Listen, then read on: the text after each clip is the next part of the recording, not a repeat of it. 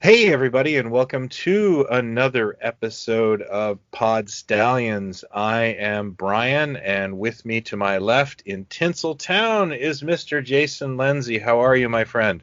Hello, everyone. Hello, sir. I'm all right. Happy 2021 to you. Happy 2021. We made it. But it didn't automatically get better at New Year's. Unless this is a simulation. I was expecting like this, like crossing over into a new reality, but here I am still in 2020. Yeah. I hopefully by March it becomes its own thing. What we thought we would do is the best of 2020, and seeing as that year sucked, we're done. Good night, everybody. Honestly, this is going to be the weirdest best of year. My list is very short. It's best of 2020. All of it. Yeah. I just put all of it. It was magical time. I mean, I don't know how much of this is going to cross over from our binge watching episode and other things. And frankly, we don't care. I'll go even further. I don't even know the mini list that I sort of made. I'm not even sure if that happened in 2020 or in 2019.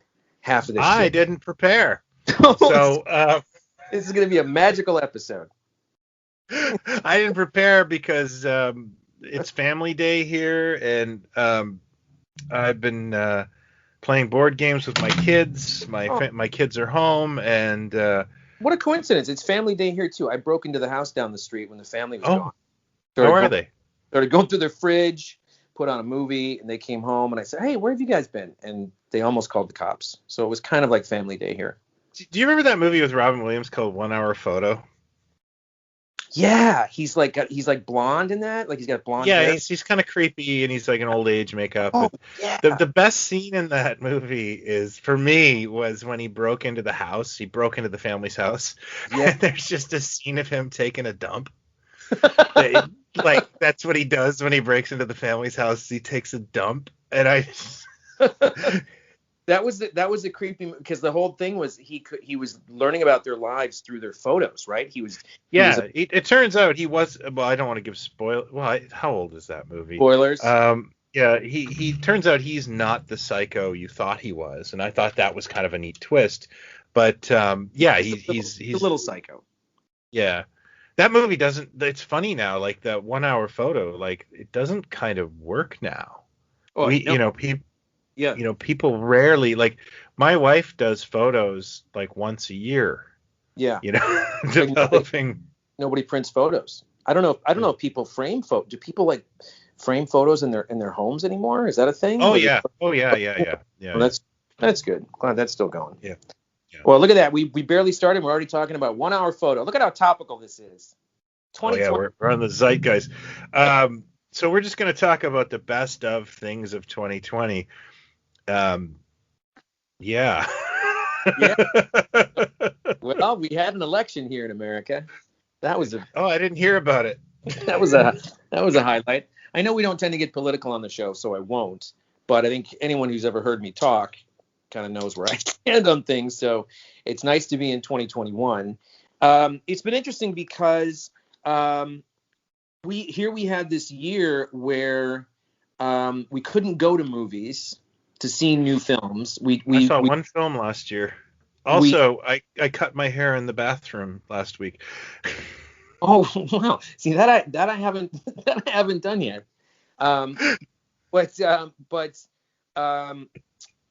We saw some, like I can't even think of the last theatrical film I saw in 2020. I can, and it's my favorite.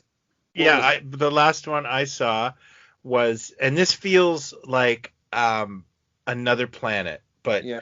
I had date night with my lovely wife, Yeah. and we went out and we had chicken and waffles. Then we went to a retro arcade that's in our town. Then we went and saw the Emancipation of Harley Quinn and the Birds of Prey. I think that's what it's called, or was it Birds of Prey and I adored it. I Can I thought it just was great. that I think that I like that movie. I think that's it. I had fun. It's completely bonkers. It's Yeah. completely bonkers, and I like that it just didn't seem to care that it was trying to do something. And like going through the credits, like all writing, producing, it's all female centric. The whole thing, top to bottom, and it's like this it wasn't this hit you over the head empowerment thing either. It really wasn't. They were goofy characters. It was extreme. It's a bit Bugs Bunny-ish, actually. It is, and I like that. And I don't know anyone else who saw it. I don't think. Well, actually, I know lots of people who saw it and they hated it. And but most of the people that I talked to were kind of comic book fans, and I probably haven't read a lot of comic books in the last 20 years. So, like, I know who Harley Quinn is, and I obviously know who the Huntress is, and who Black Canary is. But I'm one of those people that, like, I just tell me a story. I don't care if she looks like the character from the comics, as long as I'm entertained. I mean, I'm one of those people that just tell me an entertaining story and show me a fun movie. That does. And I'll, just to be completely on board, my wife and I have been watching the Marvel movies recently, and I am not a fan of Tom Holland's Spider-Man. Okay. And I get why now. Like, I kind of broke it down. Is that it just, that we've had 5 Spider-Man movies where he's this maudlin character, and woe is me. So Marvel went and said, well, we've got to do something different with Spider-Man, and they injected a lot of comedy. And they surround him with comedians. They surround him with comic talent. You've got Marissa Tomei, you've got Hannibal Buress, you've got, but it just doesn't work for me. And I think Tom Holland's a very talented comic actor. But you don't like him. You don't like him in the part, or you don't like. I just don't like what they've done with it. Like, I don't want Spider-Man going to a party and he's got to be Spider-Man, he's got to be Peter. Like, that's very sitcom, and I just. For me, I think you could still do that, but Spider-Man's got to have that moment of, that Ditko moment where, he's under the thing and he's like, it seems like they've taken something out of that Spider-Man, and I'm free for debate. I don't hate it. I understand what they're doing, and I get that they're trying to make it more interesting, but that doesn't jive for me. But with this Birds of Prey film, the problem is you've got 4 previous movies. Yeah, well, 5. Well, no, I mean the. Oh yeah, sorry, 5. Yeah, I keep forgetting about Spider-Man 3. You got 5 previous movies where we covered, in one way or another, the deaths. We've covered the. Yeah, I don't want to see Uncle Ben die again. I don't need. So to me, I actually found it refreshing that they like, from when he shows up in Civil War. I remember seeing that the first time, and I went, "Oh my God, that's Spider-Man!" Like, he's more Peter Parker to me there than any of the previous. Agreed. I think his part in Civil War is fun. And I think one of the things that always, Spider-Man and Batman were my 2. Spider-Man, the Captain American Falcon comic, and Spider-Man were my as a kid. But what always would sort of, but not bum me out, but just kind of be like, is all the angst, and that is central to the character. I get it, absolutely. But the I kind of like what they've done with him, where he's got the burden, and then they shifted it to this responsibility thing without really hitting you over the head. It's like Tony becomes the mentor and goes, "You're not ready, you can't," and then he actually hits the emotional stuff and has to stretch. Physically and stuff in that story. I would agree that as the Marvel stuff goes, which I love it. I mean, across the board, I could only grab a handful and go, But there, much as I love him in it, I don't go to those 2 movies that much. I don't go to Homecoming and Far From Home that much Yeah. to visit. Not because I don't like them, but just because it goes a little Too jokey for me. It's the Yeah. Freaks. They got the Freaks and Geeks kid, to write it, and the other Yeah. dude in it, and all that. And it's not that I like, oh God, this sucks. Right. No, it's a quality film. They're both good films. Yeah. It's that I just, like, excuse me, I disagree with the direction of this, and yeah, we rewatched Homecoming and I didn't like it, but with this Harley Quinn thing, I think the most important thing of this is that I don't have that predilection with the characters. I have absolutely no idea. You have no big, like, no emotional roots to any of them. Right. And so you can just kind of sit there and go like, well, I'm having fun.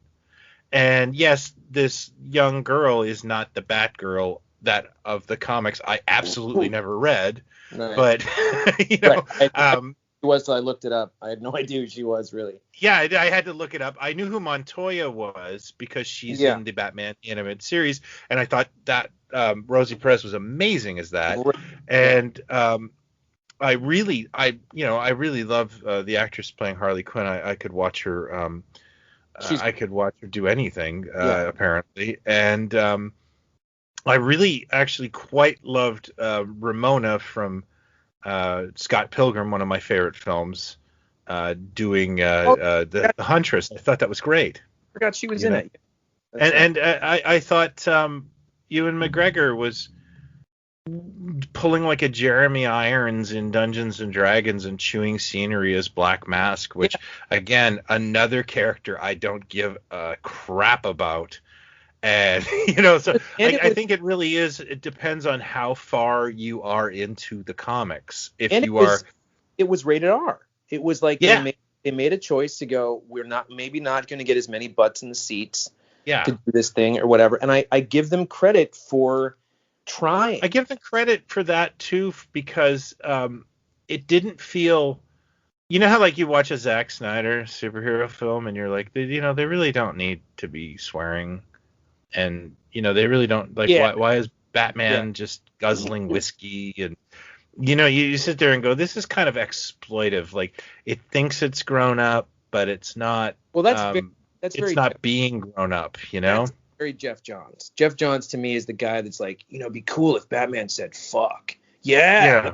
And let's show his penis in a comic. Well, I needed that. Edgy. And it's like, just when you're forcing it, it just doesn't work. When it, I wouldn't mind him necessarily swearing. It's just, it's the way it's done. It's like, you're trying to. Isn't that badass? And go get a barbed wire tattoo. Just leave me alone. Yeah.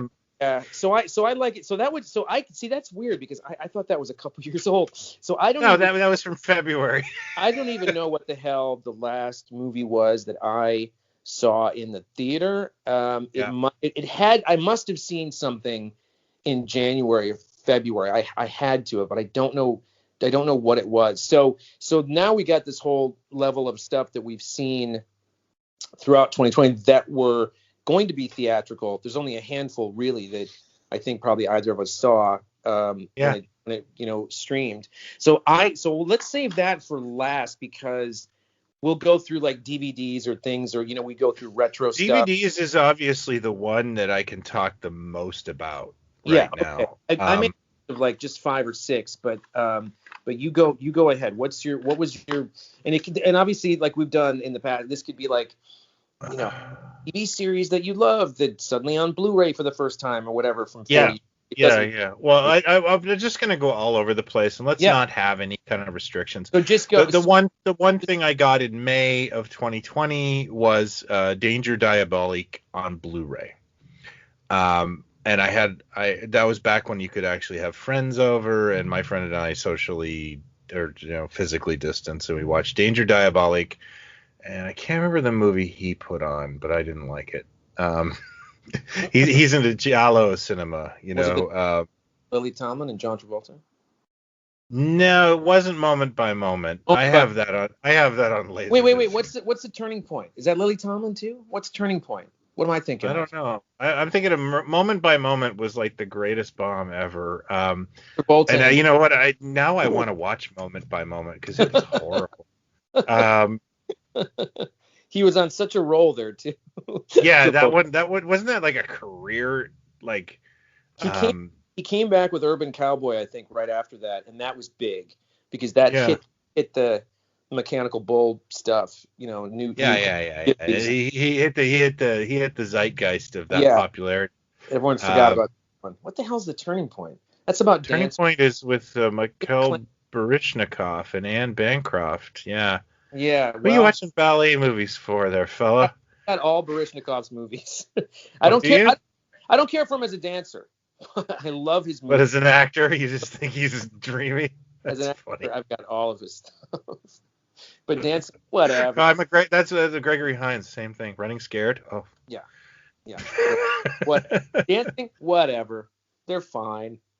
Okay, so he had a Giallo one. Well, that's funny because I was going to say one of my first ones that I think I enjoyed more than I thought I would. I got, for obvious reasons, Severin put out a box set of Umberto Lenzi and Well, I think it was one of those. I think my buddy bought that lens. He was like, I bought the Lenzi box set, which blew my mind because your name and him, you know what I mean? Like, because I we think were you and I were joking once. You we, you called him your uncle. we were friends on Facebook. I would always joke and call him Yeah. Uncle Umberto, but we sent a couple of notes back and forth before he passed away. But boy, those are great movies, just Yeah. insane, completely bonkers, and not just because of the nudity. I mean, it's like she was a pretty well known actor at the time. Like it was really bold stuff that she was doing, but they're really an insane period, thing. And some of them are just great, gritty film noir kind of things. And I've always I think when most people think of Giallo, you think of, Argento and, stuff like Suspiria and stuff like that. But Yeah. really, it's the gangster stuff is kind of how it started, like these crime kind of, pulpy things. And there's some great extras on them too, but it's just to have a box set of Umberto Lenzi, I thought was kind of cool. So that was a nice surprise. I devoured those. Been going through, these marathon sessions of just, oh, maybe I'll try Babylon 5. Yeah, well, I remember I've seen a few episodes. What the hell? Are you okay? I've watched some of it. I'll say this because I went to HBO Max and I thought, okay, there's no excuse now. I should watch some of this. And so I've watched some, and I will give it this. What he set out to do seems to be pretty extraordinary. He set out a 5-year series, and the selling point, I think, was we don't have to leave the studio, like we don't have to leave the ship or whatever, and it's all political and whatever, and it's not going to be high budget whatever, but let me tell this story. I don't know where it's going to go. I don't know how much I'm going to watch, but I'll say this, and I'll probably get crucified for it. I've done this before with both Next Generation and Deep Space Nine. And then of course I sat through 2 seasons of Discovery. And I also sat through a season of Picard. And without going into detail, I'm just going to say that pound for pound, I'm finding this show more interesting because I don't cringe as much. Like Next Generation, when that show is good, when the writing and everything is just, it's all firing on all cylinders, it's a great show. The problem is you got to get through 4 episodes on the Pleasure Planet or something where people are in a jacuzzi with fucking clowns making CG and shit, and I just can't. It's just like I can't. I just can't. And it's just it's this one seems to have more grit to it. These people hate each other, and it's very political and whatever. So I don't know where it's going, but I kind of skipped the entire first season, and just because what a Box Lightner fan I am, I went right for the Box Lightner. I just honestly remember years ago I was like a toy dealer and a bootleg video dealer, and we would do these Star Trek shows, and I was young, and we would get drunk, and actually I think one of them we dropped acid while we were working at the show, so we were not taking this seriously. Please tell me there's footage. No, but the one of the guys that was with me, my friend who's also named Brian, who started this business with me, is actually in the Pod Stallions group, and he would actually probably tell you some of these stories. Well, if you're listening, buddy, now's the But chance. we had some. I think Brian got into like all these, like I guess he got on this mailing list, and he would get like letters from not only the Bruce Boxleitner fan club, which we just thought was funny because this was just pre Babylon 5, so he hadn't done anything since like Bring Him Back Alive and Tron and stuff. How dare you? How dare you whitewash Scarecrow and Mrs. King out of existence? I'm so sorry. And then, but the other one that made me laugh was he got into the Robert Hayes fan club. Oh. And from Starman, and this was probably like 90 or 91, and he called me and he goes, I got the newsletter. And he goes, the headline is Robert Hayes lands Cheese Whiz commercial. And I don't remember where I was, but I turned on the TV and there he was, and I just about like spit out whatever I was drinking because it was a Robert Hayes.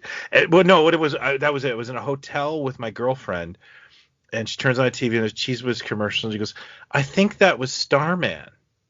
And I burst out laughing because I realized what my friend had called me about.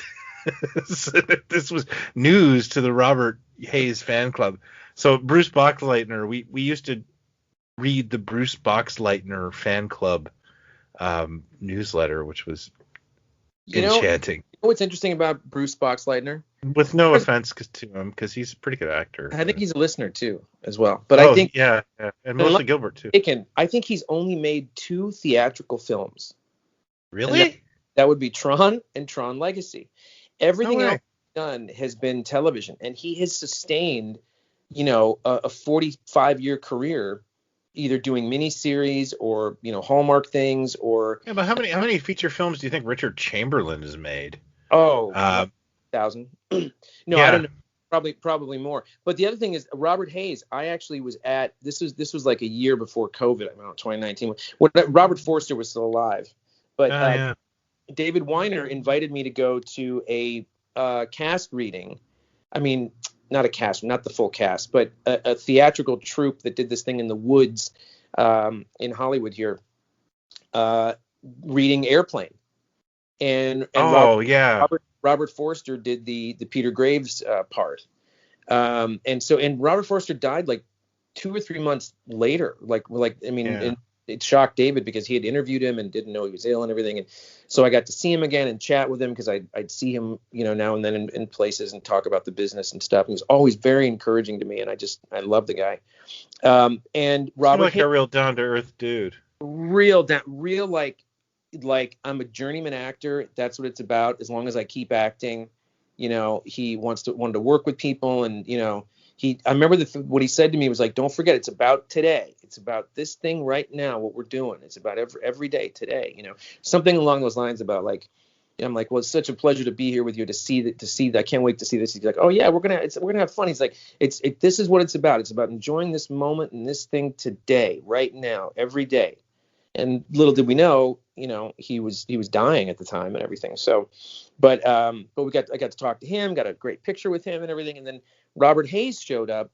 He was there for it with Zucker, Jerry. I think Jerry Zucker. Oh, Jerry Zucker. And then they went up on stage to talk about it afterwards. And I started chatting with Robert Hayes because this other dude that I recognize, who's been a character guy. The guy, this other dude was in like Taking of Pelham 1, 2, 3. I forget his name, but he's like, if you saw his face, you go, I saw that guy in literally every show from the 70s and 80s, every sitcom.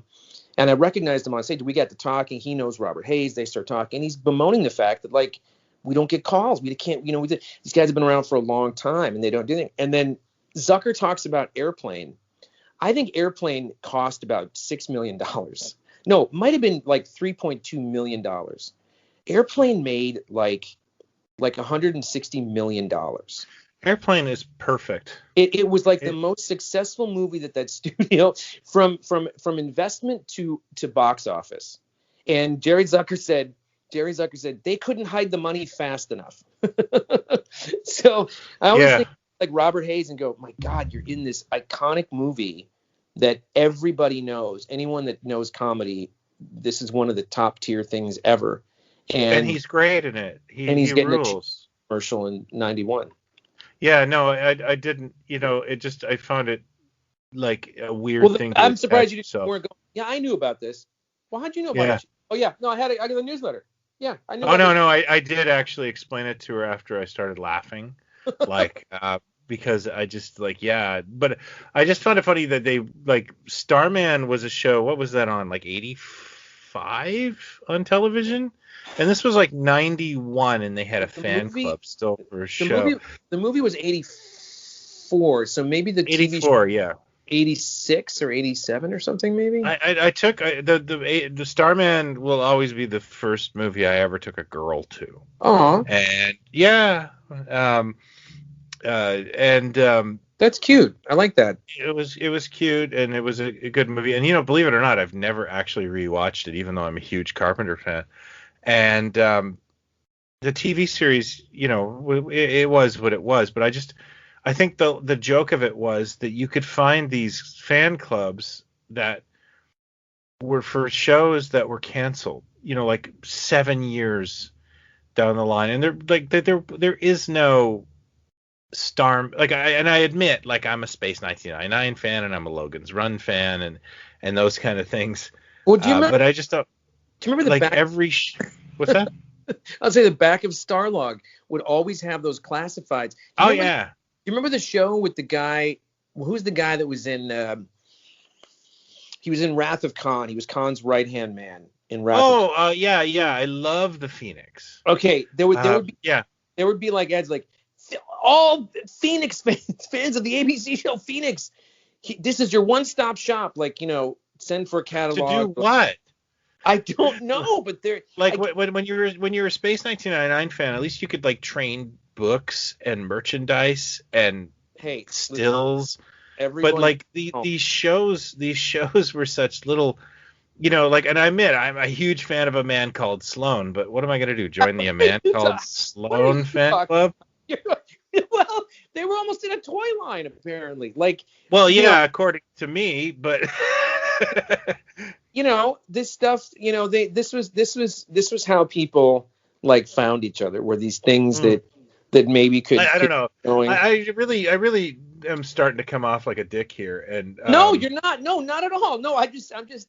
You mentioned. No, I don't want to come off as crass because I was also in my early 20s when we were doing this stuff, and you are kind of arrogant when you're in you're indestructible and you feel superior to everybody, and these people were just trying to find friends in a pre-internet world. Now I feel bad. And you were chasing the dragon at the time. You were tripping balls, so you can't be criticized. But I actually was. I was crap. Everybody needed to find a home at some point because now you can. By the way, I just want to point out that I hate acid. There we go. It's like half an hour of laughing and 8 hours of I wish I could go to bed. All right. Well, having said that, speaking of acid, I made a list of my favorite drugs from 2020. So. All right. No. Anison. I think the first movie I took a girl to was Fellini Satyricon. As one does. She didn't get it, and I split up with her. I'm like, forget it. You don't get it. We're done. What I've been getting into as well, because of all the streaming stuff, and of course, you and I have talked about all the stuff that you got to sift through, and you watch this obscure film with Dick Van Dyke. You might enjoy these 75 things you've never heard of. There's a lot of that stuff, but I think we kind of joked about Netflix being like Blockbuster. Yeah. And Prime, digging deep for weird shit. Prime and Tubi are wonderful little odd video stores, Yeah, totally. And Hulu's become this thing for other shows that I would be interested in that okay, now I can just sort of devour this thing. Now I can.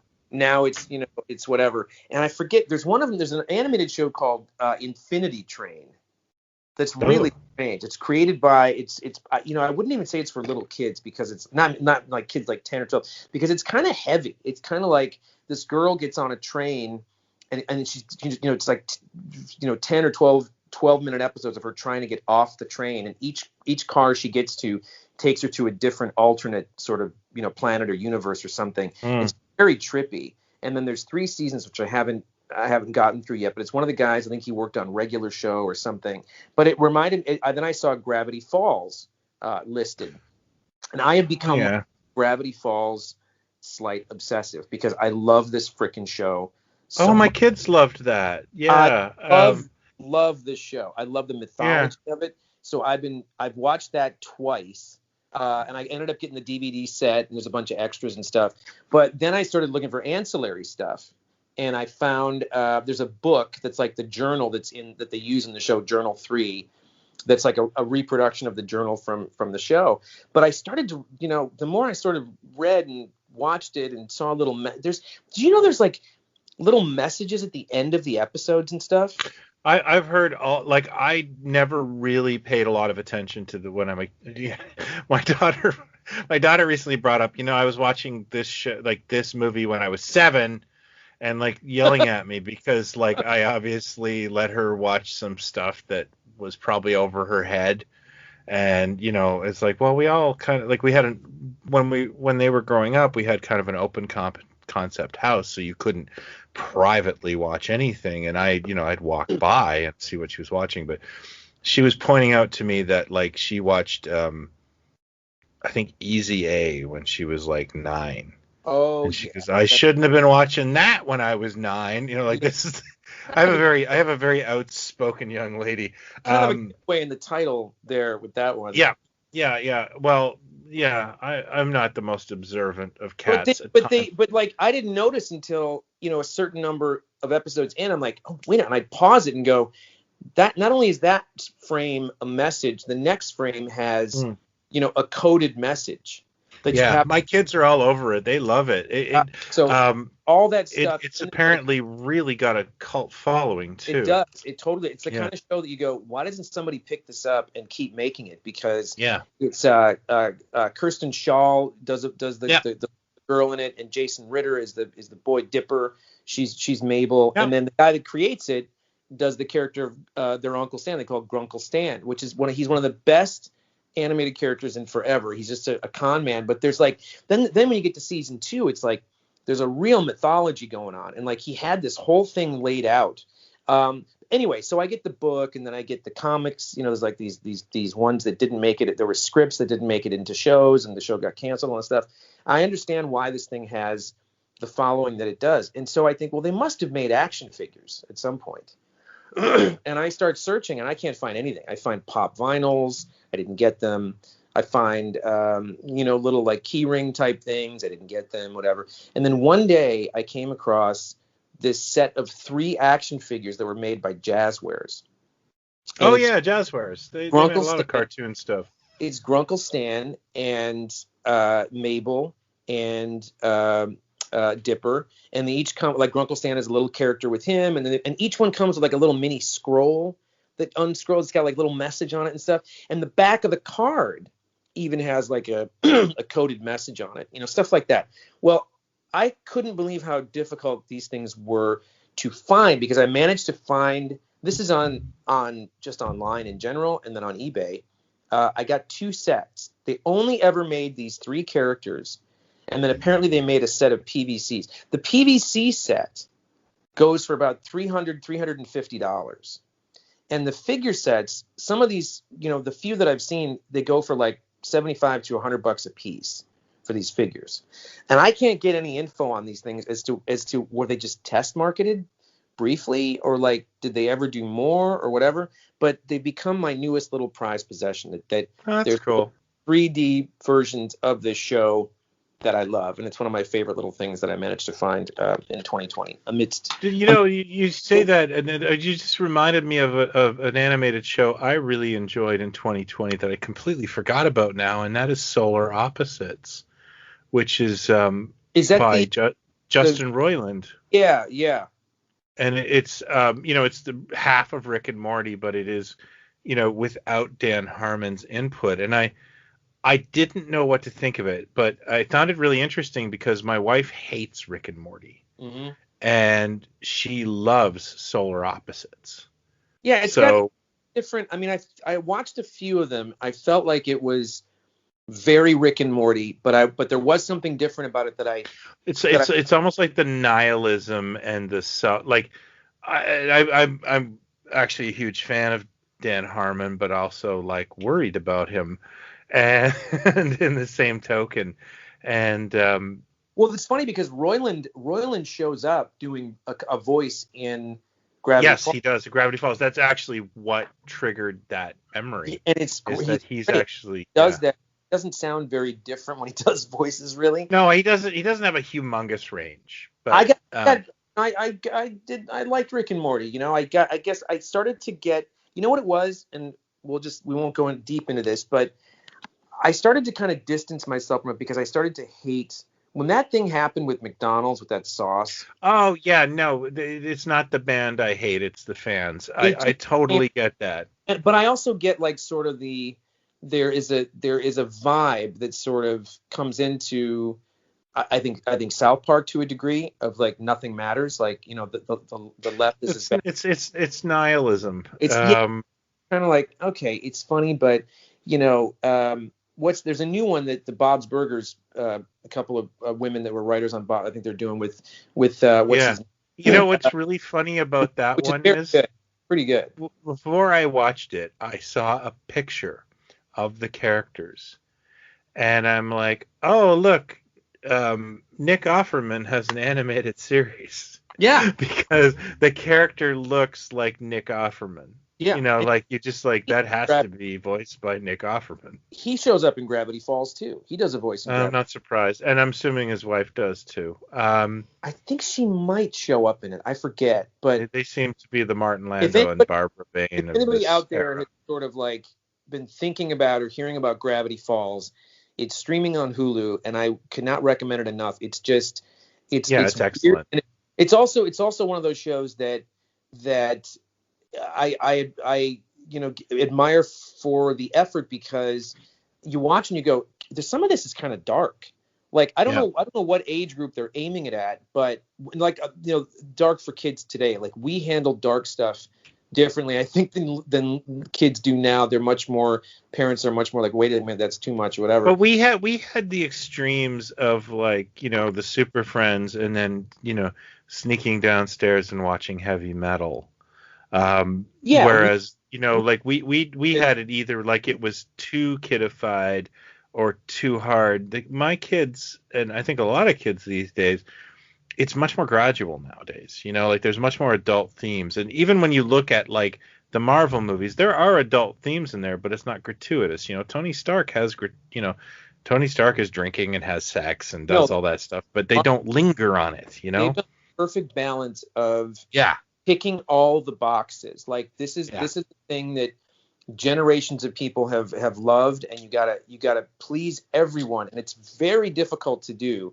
Either get it's a balance. Yeah, you either get something very dark or extreme on one side that excludes kids. Like I remember when Batman Returns hit, and everybody complained that it was too dark for kids, and there shouldn't have been Happy Meal toys and all this shit. And or it's you get. I actually hate Batman. You get the Thunderbirds movie or something, the live action Thunderbirds movie or something. It's like to find it all where you can sort of tick it all. And I feel like the Infinity Train thing. The first season, her parents are divorced, and she ends up in one episode going into the scene. She's like floating in the scene, watching it all play out with herself in the room. And it's about parents getting divorced. And it's like I've never seen an animated thing ostensibly for kids talk about that or handle it that way. And it's interesting. So stuff like that, if I get into it, it's like I'm in. Movie wise, was there another like a DVD sort of thing or something you want to throw out? Or? Yeah, I'll just throw out a couple things. The Al Adamson set was a huge highlight for me this year. We've dug into that. Was that 2020? That was 2020, sir. in fact, I had to save my pennies to pay for it because I was unemployed at the time, and I'm still digging through it. I've been, I've discovered that as much as I love Al Adamson's films, I tend to gravitate towards the monster and science fiction stuff. I hate biker movies, and I feel like I watched a lot of the sexploitation stuff, but I have to watch it in my office because I really don't want the kids seeing dad watching a sexploitation film. And so it's been a bit of I got through all the stuff I wanted to, all the different interpretations, all the beautiful Sam Sherman commentaries, but I'm kind of working on a few of the ones that I really like. I just don't give a crap for the genre. I told you I saw right? I finally got to see it. What's that? Documentary? Yeah, the Al Adamson, the documentary. Oh, it's wonderful. Yeah, it's absolutely wonderful. The whole time I'm watching it, I'm going, this is a movie. Like, why how this hasn't been optioned to like make a movie? There's a bunch of stories like that, but yeah, Al's story needs to be made into a movie. Well, they don't. They don't quite end the way Al's story ends. That's insane. Absolutely. Yeah, no, I agree. And I was lucky enough to meet the man just before he got killed. And I thanked him because I love his work. I mean, it's not good, but it's entertaining, and that's all that matters. The other one I watched recently is I've been doing this horrible thing of jumping onto people's streaming service and taking that free month and then going bye. And I've done that quite a bit. And right now I'm going through BritBox, which is just Doctor Who and Red Dwarf. But and you can't get Blake 7 anywhere. Which I don't know. That was like, come on, you got to have all of Blake 7 on here because I would probably enjoy that. On BritBox, but I picked up. Sorry, go ahead. I was going to complain about BritBox, but you go ahead. I picked up Arrow Video, which I'm sure it's popular to some people, the streaming service, and you should check it out if you're into. But I'm not. I'm a very specific guy. But they did have a set I wanted to check out, which is the William Grefé collection, or Griffey. I'm probably butchering his name, and he's one of these guys like Adamson that made a series of films in Florida, and I think he actually ended up spending most of his life working for Ivan Tors, like on Flipper and stuff. But on the weekends, he would make horror movies and exploitation movies, and I really don't know a lot about him, but I'm otaku for these kind of things. And the documentary, I believe, is done by Ballyhoo Pictures, who do really quality stuff. So I checked that out. I think it's called It Came from the Swamp, or He Came from the Swamp. I had to watch it over 3 nights because William Griffey, just like Roger Corman, is the most, like, how do I put this? Like, you look at Roger Corman and you think, what was that guy, a college professor? Like you don't believe that he's the guy producing this stuff. He's quite erudite. He's quite erudite. He's quite well spoken. He has a wonderful, wonderful speaking voice. Roger, and the same. Yeah, he's very gentle. And William Griffey actually, God, I think the man has ASMR voice, where he's speaking and you're interested, and then you're like, what happened? And you're asleep. And it's not that he's boring. It's not that he's telling boring stories. I'm intrigued, but he's so bloody calm, and he's so bloody like, yes, and this is how I created this, and you're like, and like I dozed off at least one time during the film, the film, and I was really intrigued because he really did make like movies on no dollars, and I think he had made a shark film in like 1974, and then it did no dollars, and I'm pretty sure that Jaws came out and he just retitled it Mako: The Jaws of Death, and it made money. So he was like the first guy with a Jaws imitator because it was already finished, right? So I really I would recommend that collection to anyone who's into stuff like I am. And the other thing I just wanted to mention, and then we can move on, is Kino Lorber Studios did a wonderful job of putting Buck Rogers in the 25th Century on Blu-ray. Oh, I I ended up getting it because I it was didn't like get it because there was a competing set that went on sale, and I bought the series from that. However, on that set, the movie did not work on my set, oh, so I ended up buying the Kino Lorber um, rendition of the movie right. with commentary, and I love the theatrical Buck Rogers movie, as we've talked about before. I love the series, so Well, uh, I'm glad you brought this up because yeah, we need okay. to discuss because there's no We're gonna have some serious Buck Rogers talk now. as we both know and comment on, we can make fun of stuff and we can go, yeah, not my bag, whatever, but I would never critique or criticize whatever somebody's into, whatever. And I wouldn't have bought the set if I didn't have a love for this show. And I mean, I wouldn't, because like I wasn't going to pay $100 for it, but I think it was like 50% off or 55% off or something. It was ended up being like $45 or something. And Yeah, so, that's all right. yeah, that I can justify. And then I got the theatrical one because I remember being in the theater, seeing that, and then not understanding why it was on TV, later on or whatever. So I kind of went through it. I need to go back and watch some more of the first season because some of them I just looked at the title and went, I've seen that more recently. I've seen that more. I'll just try this one or whatever. And it's, it is what it is. The first season to me is, when I think of Buck Rogers, I think of that first season. Like Me too. that's the when it's all, everything's kind of coming together. You still got Gary Coleman, you still got Buck with his shirt down to his. It knows what it is, and it has a good formula. It does. It does. It look. There's no two ways around. I then dug up because I started to go through season 2, and I'll be honest with you. There were some of them I could not finish. I just They've really not aged well. like the sets, the acting, the let's just get this over with. Let's just do one take and like not break the step on the shuttle when we go step into it, and that kind of thing. It just was like this was bad even for like network stuff at the time. This was Yeah. and clearly Gerard's heart was not in this thing. Like I think he Nah. was, but I found these articles where I think it was Freiberger. Was it Fred Freiberger? Freiberg or Freeberger? It wasn't Fred Friedberger. It No, but wasn't. it was somebody, whoever did, he was like responsible for, I think for like, he greenlit All in the Family and he greenlit, a ton of stuff. And He was the guy in charge, as I recall, was mainly known for westerns. okay. So the guy, no, Yeah. you're talking about season 2 though.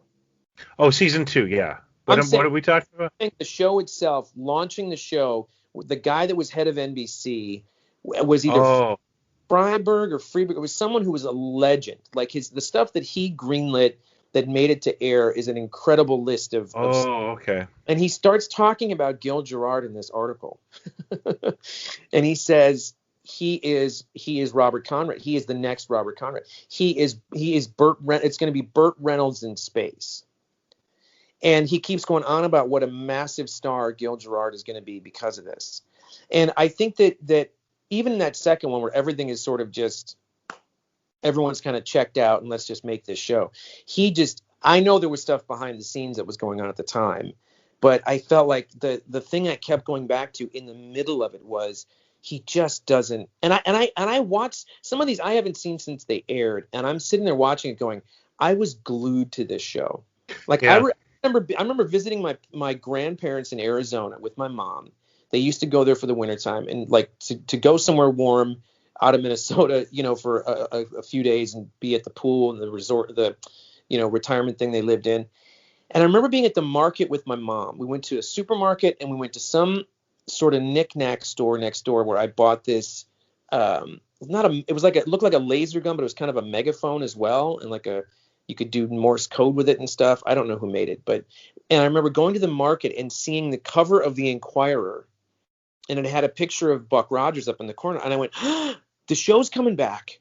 Like, Yeah. where have you been? Like, for us, as kids, you know, it felt like the show had been off the air for 5 years because of that stupid writer strike. and there was a writer's strike.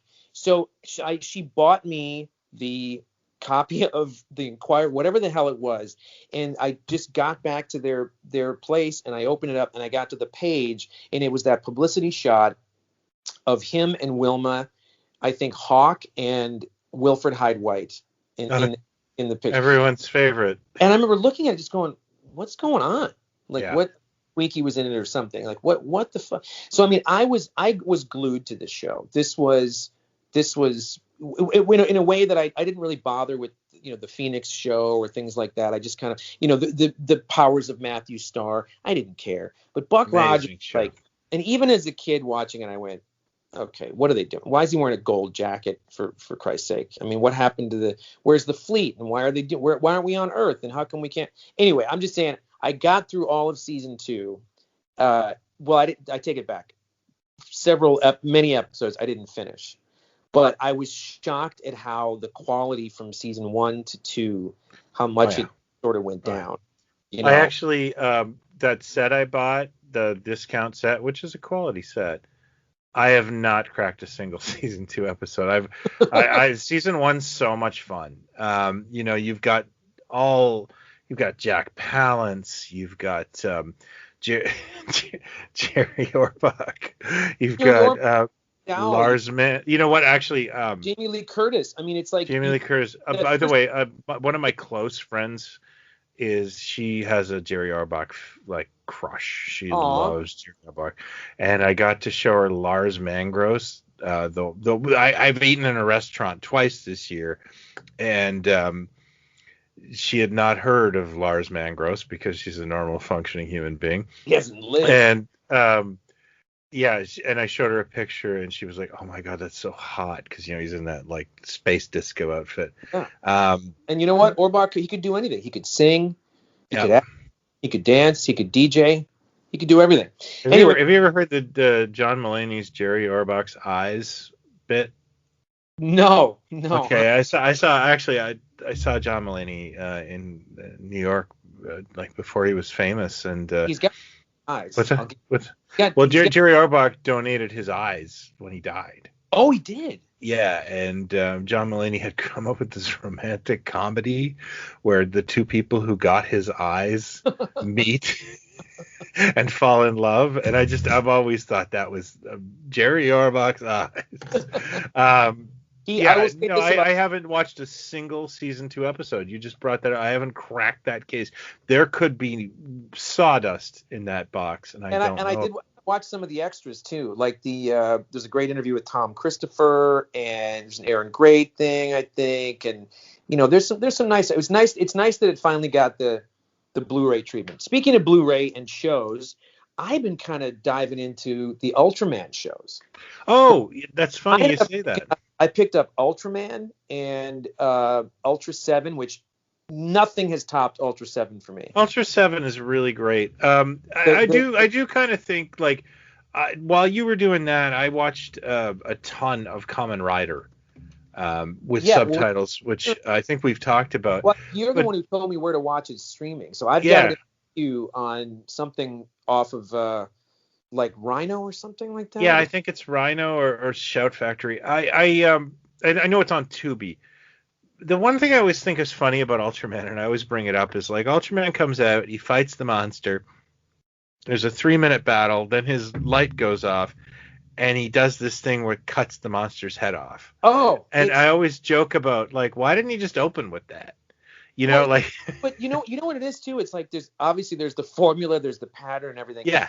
I guess especially with 7, I was shocked how violent it went. I mean, because it's still winking, it's still doing some comedic stuff in the fights, but he splits them down the middle. He cuts their head off. He cuts their arms off. I mean, I get to a point where I'm like, I'm kind of feeling bad for the monsters because every episode they go up, and even if they haven't done shit yet, they haven't broken anything. They're like, we got to go kill that thing. So I got Ultraman. I also got Ultra Q. The very first. Oh, Ultra Q. I've never watched a lot of that. I've seen a couple episodes. Which is great. Is it? Yeah, because it's like I read up on it, and it's like at the time it was like the most expensive show ever put on TV in Japan. And like it was just on theremin rentals. They took the effects crew, from the Godzilla stuff and put it into Television show. And some of them aren't really creature based. Some are sort of Twilight Zone-ish based. Yeah. But what that then led to was last year, the year before, I think, they did a new Ultra Q series that wasn't the same characters, but it was like technically the next season of the Ultra Q show, which was way back in the early 60s. And I kept reading about it, and they're like, oh, it's so good, it's so moody and weird. There's good stuff, and there's just like, so it wasn't that great. So I got Ultra Q, Ultraman, Ultra 7, and now I just got this newest one that's Ultra Picnic or something. I don't know. He's got different. No, this is the one. Okay, the one I just got, the most recent one is the one where a man and a woman join up to become the Ultra dude. Oh yeah. I don't remember which one that is, but it's also it's pretty bleak. I mean, they're all kind of, they have bleak stuff. They have like it doesn't like, even if you watch Kamen Rider, it has stuff in it that we as North American children would not be able to endure. Like there's some hardship in there. Oh yeah. The show is ridiculous, but at the same point, there's some there's some consequences and death, and Takashi Hongo is definitely a tortured soul. Well, there's stuff too with some of the like in Ultra 7, there's some of them where like a married couple, the dude gets sort of killed and taken on by this other being, and he's messing with and then he eventually turns into this tree creature or something. I mean, it's really Ultra 7, as I recall, is really an interesting show. Great. I think I watched about 10 or 12 episodes a few years ago, and I just remember going like, but they really take risks with it, and they change it a bit, and I can see why it is the probably considered the superior series to Ultraman, even though it feels like it to me. Yeah. I think I was watching Ultraman Leo recently, and the opening scenes are Ultra 7 getting beat up, like crippled nearly. Well, and that's where Leo comes from. The one here with the two. Yeah, see, that I think is streaming as well. I found that. Yeah. And then this one, I think, the opening, of this new one with the couple, that the man and woman that become, are like, after the destruction of, it's like every season, everything that's the other thing too, is they seemed very much like Jerry Anderson. It reminded me of the Jerry Anderson stuff in two ways. One, in that once that thing is done, they move on to the next Ultra thing with except for in a couple of places they have the same actors show up. It's a whole new cast, all new characters. They reference the previous one. Yeah. But that's it. It's done. They start from top to bottom. New sets, new uniforms. They do the exact same thing in Kamen Rider. In fact, I think Kamen Rider had to invent it out of necessity because the first actor broke his leg on the set. Okay. So they had to create Kamen Rider, the second Kamen Rider, and then. But the other thing that made me think of Anderson is the miniatures. Yeah. Cities. No, that's why Anderson is so popular in Japan, because of the uniform culture and the miniatures and the ships.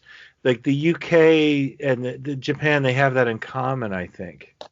Yeah, they're just the design is incredible. Like Ultra Q is like, a couple of reporters and a scientist type guy go and chase these stories kind of, and they're weird. It's got a weird moodiness to it. And the Science Patrol ship out of Ultraman is one of the coolest designs ever. Yeah, all that. Episode of Ultra 7, I just kept going, holy shit. Like this is, I mean, the evolutionary leap from and to it. So I'm glad I've been doing it sort of in order. I also got, I think this was 2020, speaking of Japan, I got the Criterion Godzilla sets. I did too. Godzilla movie. That was last year, right? Wasn't it? Yeah, I think so. I'm not a fan because they did not add the dubs. And to put on Godzilla movies when I'm working in the studio and writing, and working on magazines and stuff, I would love to put on a Godzilla movie and let it roll, but it's all subtitled. Well, and so that's so Criterion, man. yeah, but it bugs me because Criterion. So I haven't really enjoyed it as much as I'd hoped to. In fact, it's gathering dust upstairs. I love Godzilla, and I'll tell you. Me too. I made my little list of. I know how much you love him. I made my little list of toys and things that I picked up, and I picked up a lot of the NECA Godzilla figures. Oh yeah. Not duplicates of the same thing, but like different ones and stuff. Because just wow, Godzilla figures. They're affordable. They're not like they have a lot of posability, and so I have a whole shelf with. And I think it's one of those things that I sort of love in. Again, hear me out, people. I love Godzilla. I love it in the cultural impact, in the character, in the whatever. But when I start deep diving into the movies, and all of these I'd seen at some point in my life, yeah, I do kind of go, there's a lot. You got to sit through a 2-hour movie, and you might get 15 minutes of stuff really kicking off in it. It's some of them. It was actually kind of shocking to me how long it took for things to really get. What's the one with Jet Jaguar? What's that one where the two guys are like Godzilla versus Megalon, which is a very it's terrible but entertaining at the same point. Well, like those guys, their outfits and their sports car and shit, like that's badass. Like all of that. Yeah. And then Jet Jaguar shows up, but it's like you really gotta invest in these things. I'm not knocking them. But I'm saying for me, it's like, putting that on. It's like I'm not gonna run to. I got through them all. I watched the extras and stuff. I'm glad I have it. But that's always been my thing too. Is like, and then also like, is he a good guy? Is he a bad guy? Why are you treating him so badly? Why are you using him the way you do? It's sad when he says goodbye. This is a theme in all the Japanese stuff where the creature, gets killed or whatever, and it's like, I can only take so much, kind of. But I've always and I think it probably repeated on this show. It's the ground crew stories of Godzilla that are a little hard to watch at times. Yeah. And my favorite Godzilla movie is Godzilla versus Mechagodzilla, because the ground crew story is about like green Planet of the Apes invaders. Yeah. So yeah. I'm interested on both levels, like I like the Godzilla story, and I'm also like want to know what's going on with these monkey men. Like what's the one with the blonde-haired guy who killed himself? He's an American actor. He shows up in it. He's like he committed. Nick Adams. He's in Monster Zero. He's also in another Toho production, Frankenstein Conquers the World. Monster Zero is thinking of where like there's a lot of stuff going on in the movie. You're not just waiting for the monsters to show up. There's other stuff. So if you've got Monster Zero has a pretty good plot, and like I'm there. I think Destroy All Monsters has a pretty good plot as well. Yeah, that one. Again, this is me just the overview of like there's 40 movies or whatever, 30 some movies. Yeah. Some of them are like there's one called Terror of Mechagodzilla that I cannot sit through. Oh, you know what? I've always hated it. The Smog Monster. It's not called the Smog. The Smog Monster. Yeah, Godzilla vs. Smog Monster is bizarre. It's like, God, can we get to it? Is he going to show up? Yeah. And it's just bleak. It's just a 2-hour lecture about how the planet gets fucked. Like, okay, this. Where I bought that? I bought that in the New York subway. There was this. I can't remember what subway station it was. There was a video store, like a video and music store. The last time I was down there. And, I said to my wife, how many times am I going to be in a DVD store in a subway station? And I picked up Godzilla versus the Smog Monster because I knew I hadn't seen it. There you go. Yeah, it sucks. It's so bad. I start doing other stuff, like I'm looking through a book and I'm looking at my phone and I'm going, this movie's still going. Like I haven't gotten any, there's no monster action yet. Like what's the problem here? You mentioned toys. Did you pick up any cool toys in 2020? Yeah, I think so. And this is nostalgia for me. I picked up, first of all, we talked about Mandalorian and how much we dug the finale and the show and everything. And that would be sort of my show of my TV show of 2020. But there's stuff out there. It's weird how Hasbro sort of decided to roll out the stuff, and obviously Favreau was able to tell them to be quiet about the child and everything, and so that didn't hit till Christmas. Now everywhere you look, there's everything from underwear to whatever with the child. But the Disney Store made this 12-inch electronic Mandalorian figure that's like, it's super posable. It was like $25. It's got a molded in gun that makes noise, and it's got like 12 voice things of the actor in it. And then the other arm, the left arm, like shoots, light up flame kind of thing. I just love it. It's just one of those things that it is what it is. It's not some high end thing. I just love it.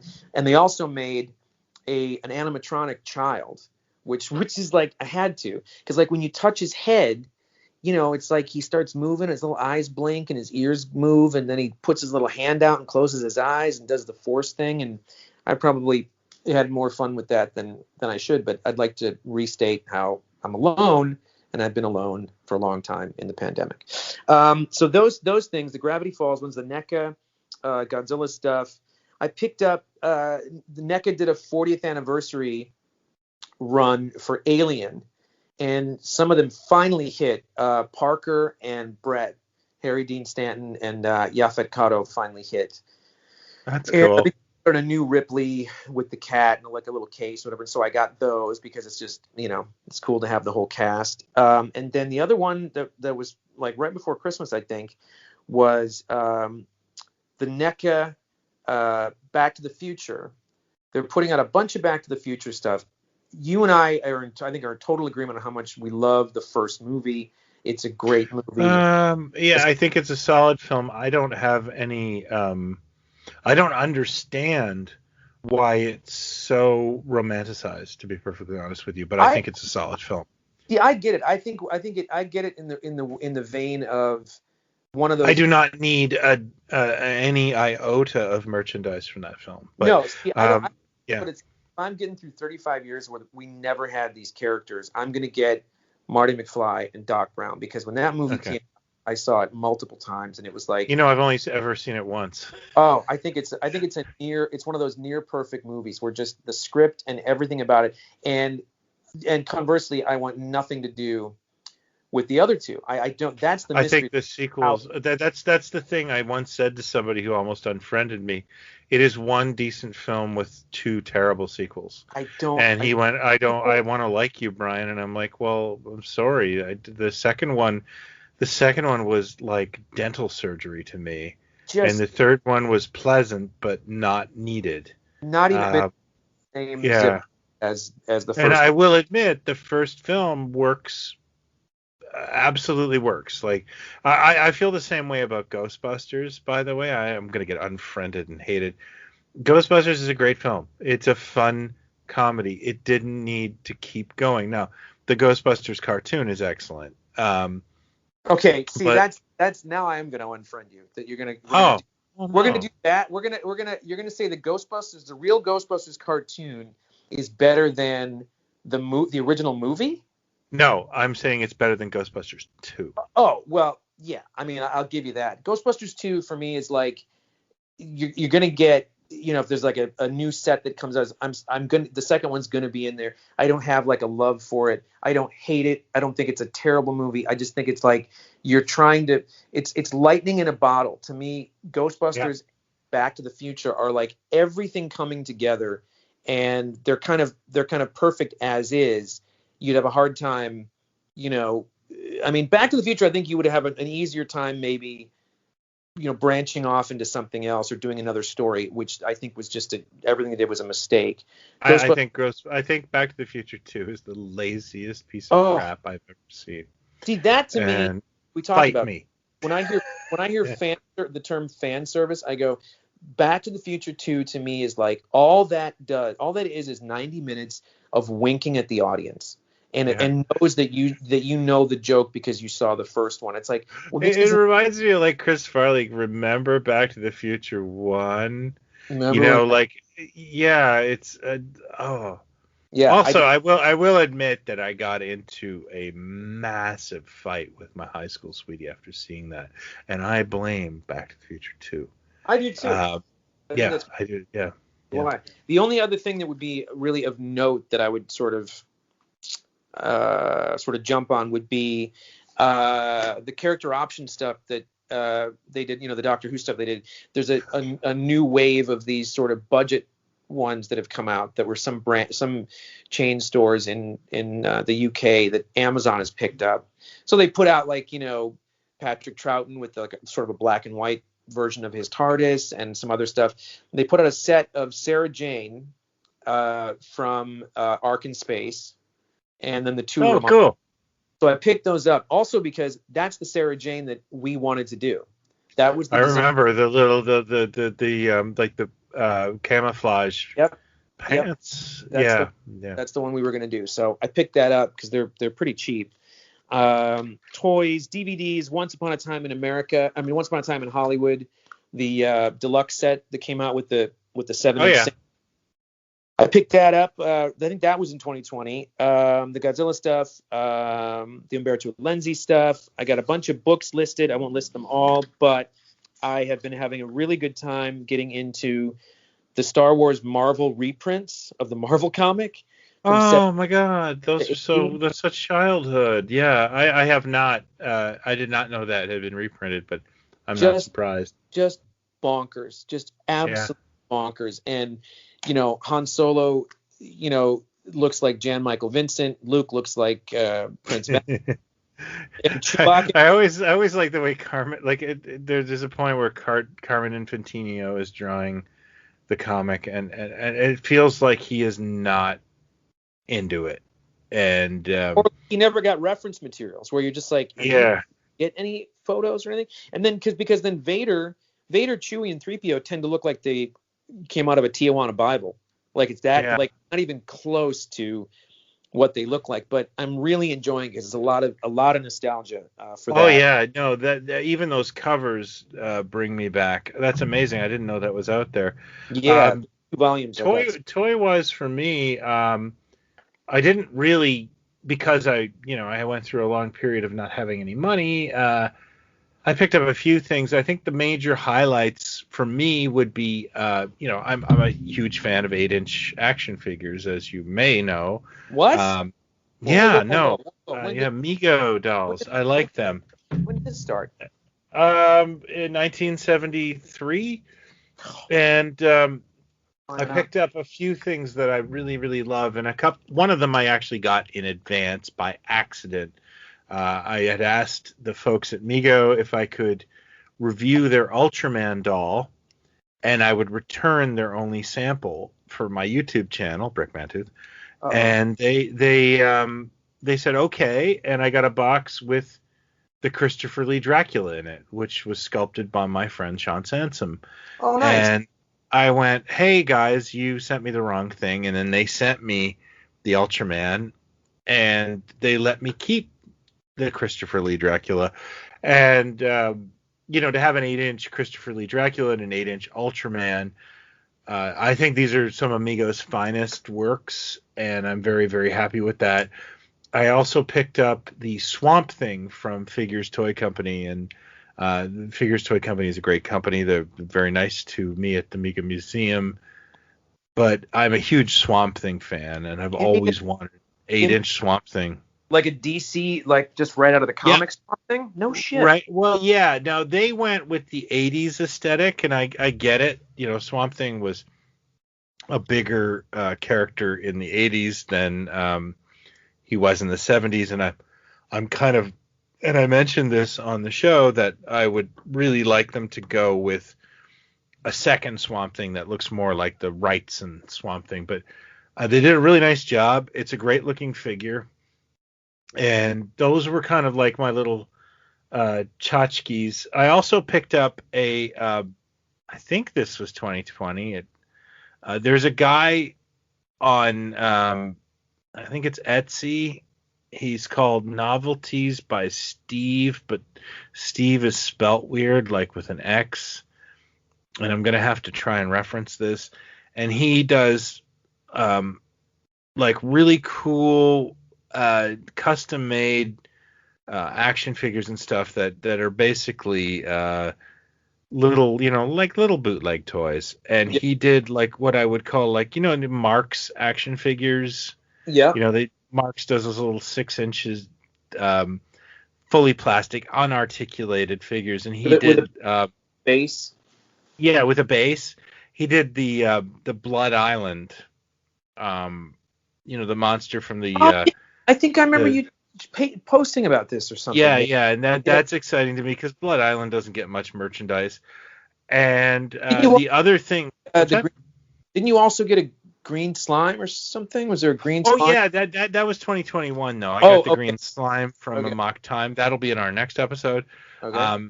But the other thing that I think really made my day, and it was just a really nice gesture, is there. You heard of Moldorama machines? Oh yeah. Shit, I used to love those things. Oh yeah, and we were talking prior to this episode and talking about going to Florida and how it was dreamlike. Yeah. As a kid, we stopped at a rest area once, and my mom put a quarter in, and we made a Moldorama dinosaur. Yeah. And Our zoo, our St. Paul Zoo, and I had yeah, a gorilla, and there was a seal and a gorilla and a polar bear, and actually those parties that I've told you about that Joel Hodgson used to put on called Super oh Bowl, yeah, the big Super Bowl parties. Each one you'd go to, you'd get a ring. So I've got like 5 of the ones that I think I'm missing. One of the ones I went to, I've got all the rings. They were like metal rings that they gave out like for the first 300 people or 500 people or something. And then there was one event where they opened up a little shop and they sort of had these little one-off things or like some T-shirts they made that they never did anything with. And like, hey, whoever wants this, here's the price, get whatever you want. And I picked up this little gorilla, and on the base, it's like the Moldorama gorillas, but it's a smaller version. And on the base, it says Super Bowl 6, and it's just a one-off. It's a one of a kind. I see. Yeah. It's based on the gorilla that used to be at all the zoos, the one that kind of stands with his bow legs. Oh yeah. I know exactly the one you're talking about. Yeah. So I guess Universal Studios has resurrected this for one of their parks, and they have Frankenstein. Oh, And I'm a Frankenstein guy, and I desperately wanted one. And my friend Andrew Williams, who was a massive collaborator on issue 1 of Toy Ventures magazine, he's a huge monster guy, just sent me one. Wow. So it's not only something I've always wanted, but it's something that was gifted to me, and what a cool a special meaning. Yeah. Doing those machines at. Oh yeah. No, what a wonderful thing. Awesome. In fact, I have a in my home, and I'm gonna say this publicly, I have a bookcase door. Oh. I have a secret sliding bookcase door. That's how I get into my office, and this is where I'm taping. What's the password? It's it's none of your beeswax. It changes every week.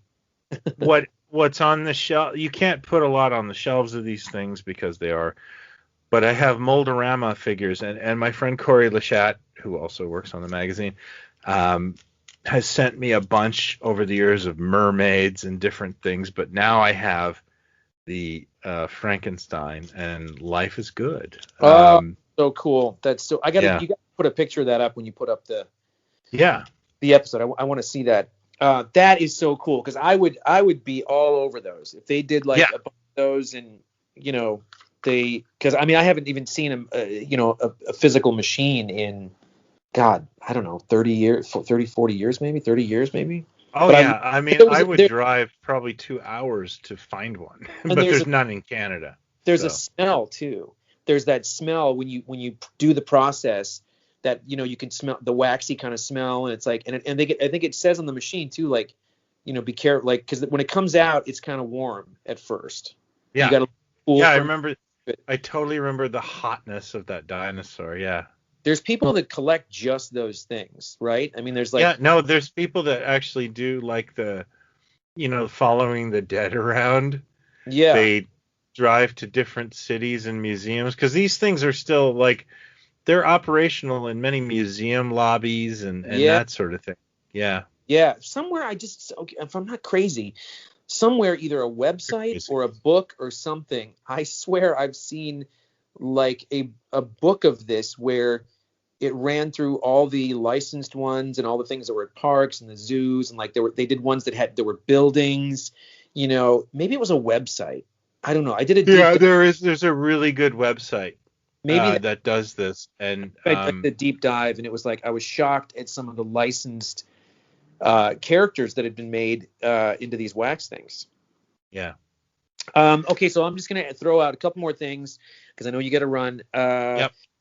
There's a comic book out called Blade Runner 2019, which I just discovered, before, right around the holidays. The first two volumes, the sort of collected volumes are out. Third volume, I think it's in individual issues are out still, but the third volume's not out yet. But it's written by the guy who, I think Michael Green is the guy who wrote Blade Runner 2049, and it takes place in 2019, when Deckard was around, and it's this female bounty hunter who's looking for this kid. But it's really good. The artwork is great. The story's great so far. I've been really digging that. And I also picked up, I know I've talked on the show a million times about Inside Number 9 and how much I love this series. Waterstones in the UK in London put out a set of the first three volumes of the scripts. The first three seasons came out in a hardcover book set, 3 books together, and they're all signed by Reese Shearsmith and Steve Pemberton, with intros to every episode with like little inside info and stuff. And so very pleased that I got that. And then music. I know we don't talk much about music on the show, but I'm just going to say The Divine Comedy. Neil Hannon's one of my favorite songwriters. Anybody out there that digs him or digs The Divine Comedy, there's a box set that came out that is one of the greatest box sets I've ever seen. It's every single album, 2 bonus albums of material. Each album comes with a second disc of material. It's called Venus, Cupid, Folly, and Time. And it's literally everything he's ever recorded, with booklets in each of them. But if you've ever seen Father Ted or the IT Crowd, Neil Hannon does the music, the theme tunes for those shows. And he did stuff for the Hitchhiker's Guide to the Galaxy movie, but he's just a brilliant songwriter who can sound like he's doing like Kurt Weill, or it can be like almost a musical type tune, or it can be pure pop. It's all over the place. And I love him. And then Dubs put out a new record called The Universal Want, which is fantastic. They've been gone for 10 years. Roisin Murphy has a great record called Roisin Machine. If you know who she is, she's been doing a lot of stuff in lockdown where she's just been sort of singing. The camera's still, and she's just been fantastic doing these videos, but I love her to death. And then what a gift I was given at the end of the year, that Paul McCartney made an album in lockdown for, third time he made a pure solo record. 50 years ago, 1970, he did McCartney all by himself. And then 1980, he did McCartney 2. And then now in 2020, he did McCartney 3. And it's fantastic. It's one of the best things he's done in his solo career. It's truly a remarkable record, all done by himself. But it came out just before the end of the year, and I just played it nonstop since. So those are my big recommendations. And then what we should do, maybe the next one we do is like another lockdown sort of, just what stuff we've been watching, because I bet we've been watching a lot of crazy stuff. I've been watching mainly pornography. Well, we haven't done a porn episode yet, so I think that's our last episode. I think that's like, we can no longer look you in the eye, so let's do this. Unplug the show. Unplug the show. I music wise, I haven't really, like, I buy a lot of old LPs and such, but I did dig this band.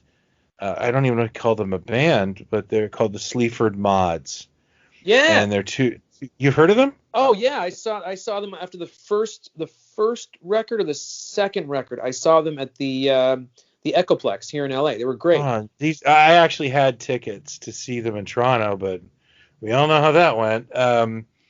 They are just two working class British guys. It's almost a dad band because they're like in their 40s. Yeah. Really authentic, really good. Like, I guess it's kind of hip hop, and I find them an earworm.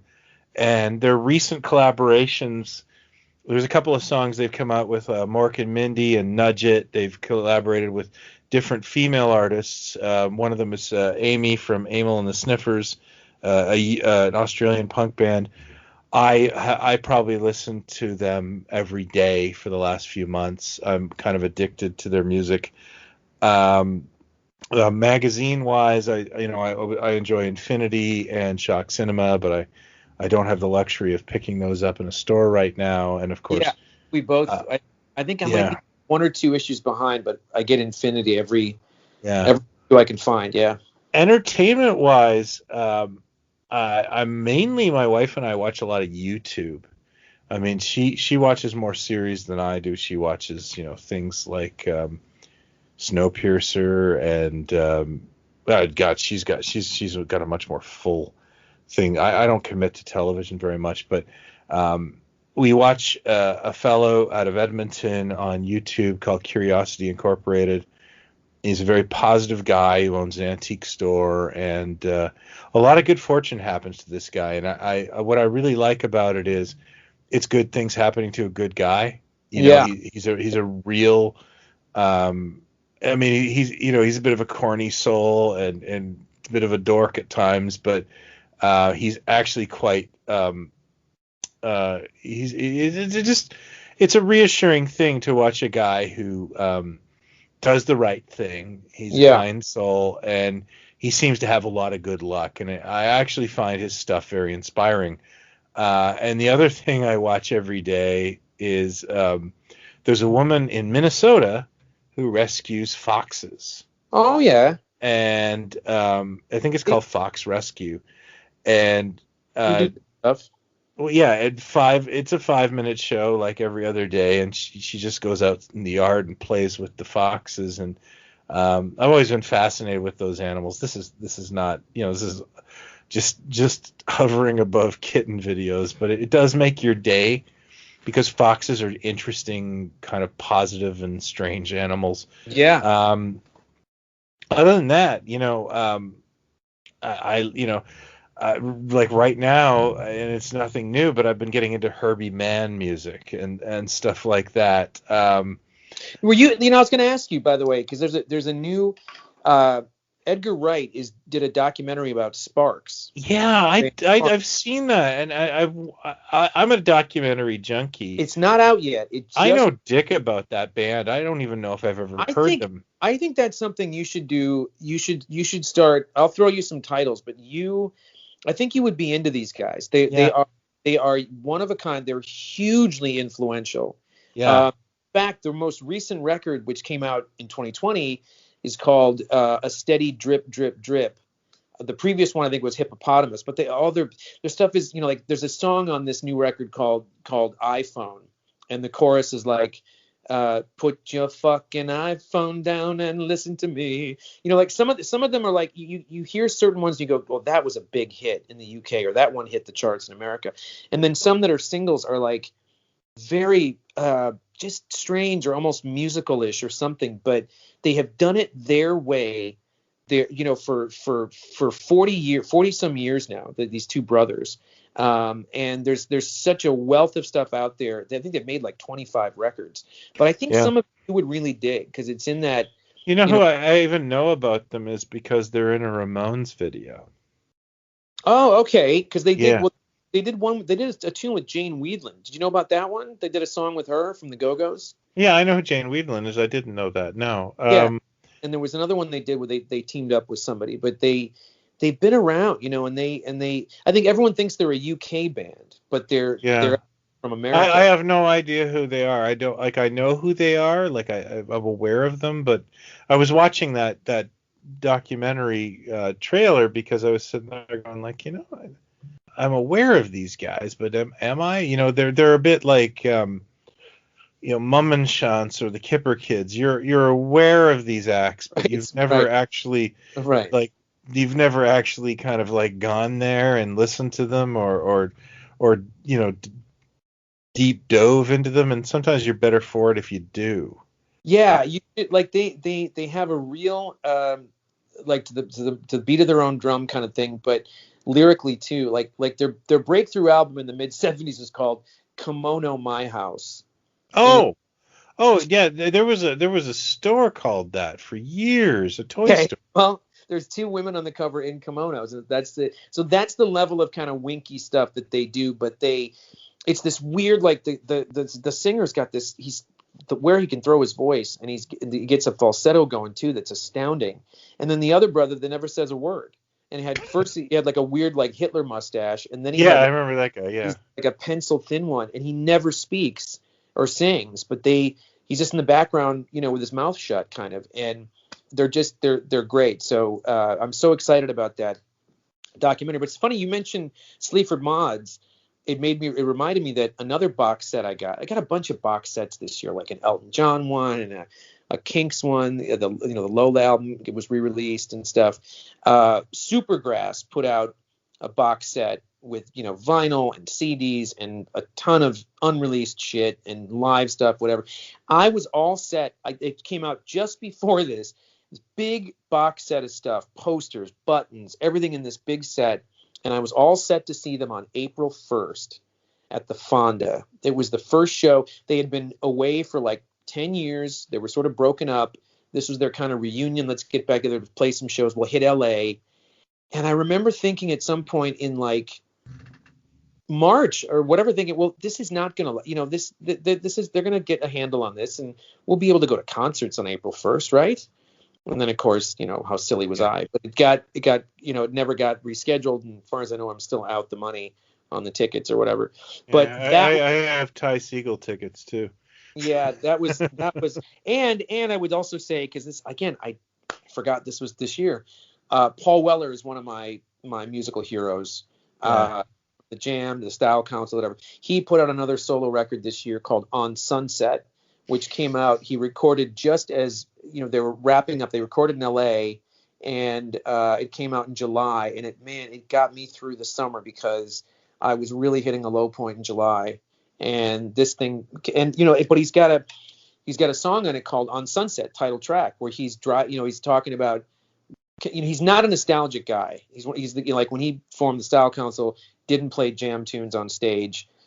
Took forever for the solo thing to start. Okay, I'll play a couple jam tunes or whatever. And now he's embraced it all. But he's not a nostalgic guy. And this song is all about when the Jam first came to LA in '77 with like the Runaways and these other acts that were kind of hitting all the clubs on Sunset. And he's talking about driving down Sunset and like, I thought I'd swing by to see you. Here's me thinking forgetting how long it's been. We'll do this, we'll do that.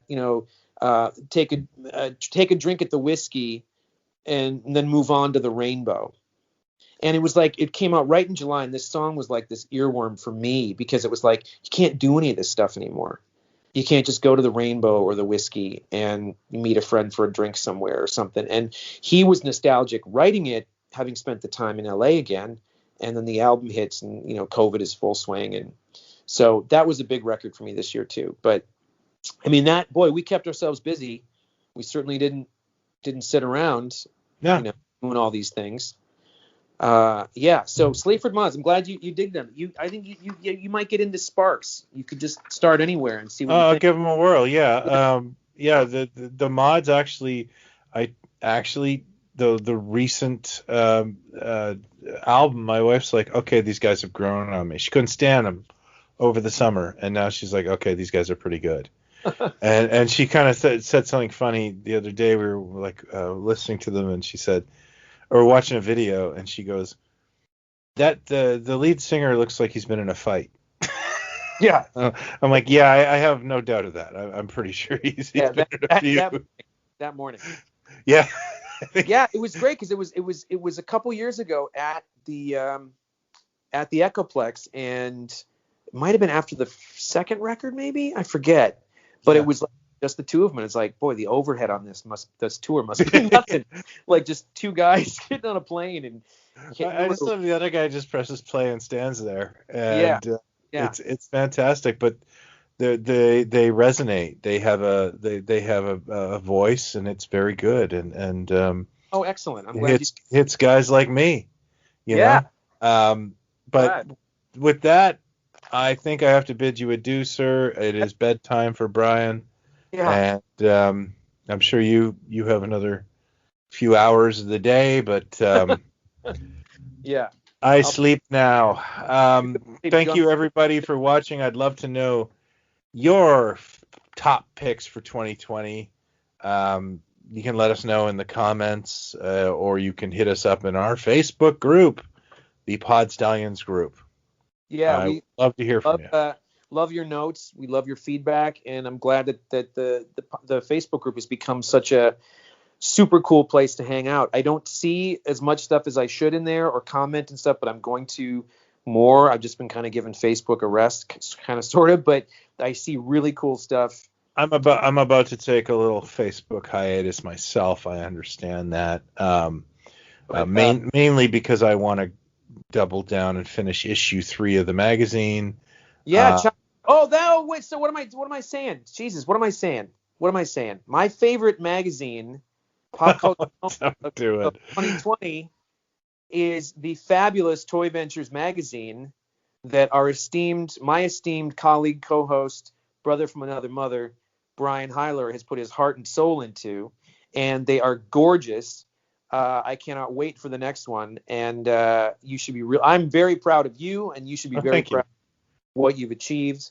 And I think this thing's going to go on forever because there's a ton of material, and I know when you put your back into something, you mean it. So it's nice. That's what I always say about people. Like in this life, provided you're not an asshole or you're doing something ugly or terrible, whatever, whatever you're passionate about, you have to mean it. And I think most people in this life, they say they mean it, or they sort of, have you met Fred? He's a genius. Oh, have you met Donnie? Oh, he's a genius. It's like, then you've not met enough people. If everyone just throws words around, but when you mean it, you can tell. And that whole, what you're doing with the magazine, it's clear, how important this thing is to you. And it's great. It's great. I'm really happy. Yeah. One of the nicest things that happened about this is, I was in a kind of a depressed state when I started it, and so many people there's too many people to list, but Rob, Steve, Corey, they stepped up and they helped out and they gave to it, just gave of themselves, and they made it so amazing. It's great. It's great. The first batch of guys that made the Monsters article with me, and I've thanked them publicly, and I don't want to miss anybody. I'll just say that those folks, they really, because I'd hate to forget a name. Guys like Shannon and Ray and Andrew. Here we go. They just gave of themselves because they wanted it to happen, and that inspired me. It truly inspired me. And I'll just say it now, but I've signed a distribution deal with Diamond Comics. So the magazine will, not right away, I mean, probably in the summer, will start to show up in comic stores. Huge. Yeah, huge. And I'm excited about that. And onward and upward. I mean, I can't quit my job right now or do anything like that, but it's succeeding, and I'm really happy to be bringing, print toy magazines back. I've missed them. I just wish that I could open it up and be surprised by what's inside, instead of stressing over it. But to each their own. I chose this, and I look forward to the special Jason Lindsay tribute double issue. The summer special, the toy winter special or summer special. Yeah, but I'm going to need you to do the whole Burt Reynolds, Oh, yeah. What era do you want? Because I've got a stack of photos. I liked Burt Reynolds about 5 years ago. I do one every month. I've been doing it since I was 22. So I got plenty here. Oh, groovy. All right. Well, that's it, folks. Thanks everybody for listening. Thank you. Talk soon. Take care. All right, man. I'm going to go sleep. All right, man. One thing I want